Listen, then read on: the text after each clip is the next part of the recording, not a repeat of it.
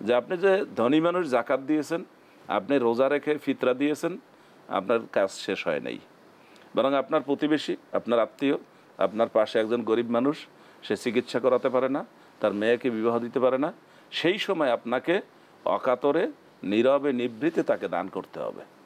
এইটার কথা ওই দুইটা আয়াতে বলা হয়েছে যে আপনি ধনী মানুষ, আপনার সম্পদের মধ্যে এই অভাবী লোকগুলোর অধিকার রয়েছে। এটা কিন্তু জাকাতও নয়, ফিতরাও নয়, এই জাকাত ফিতরা বাইরে। এবং কোরআন মাজিদে আরও দুটি আয়াতে, আরও অনেকগুলো আয়াতে বলা হয়েছে যে এনতুবদু সাদাকাত ফানিআম্মাহি, যদি তোমরা প্রকাশ্যে দান করো সেটা ভালো, তোমরা যদি গোপনে দান করো সেটা আরও ভালো। তাহলে এই যে যারা চিকিৎসায়, যাদের শক্তি সামর্থ্য নাই, চিকিৎসা ব্যয় বহন করতে পারেন না, তাদের সেবা করাটা হলো অন্যতম একটা দায়িত্ব।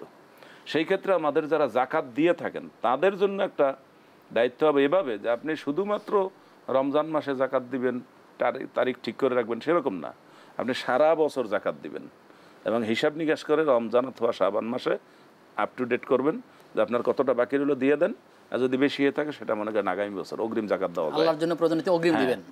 কারণ এই লোকটা এখনো অসুস্থ, আপনি তাকে টাকা দিবেন 6 মাস পরে, তার তো সেটা যথাযথভাবে উপকৃত সে হচ্ছে না। সকল খাতেও জাকাতের টাকা দেয়, এইখানেও জাকাতের টাকা দিতে পারেন, এই সময় দিতে হবে।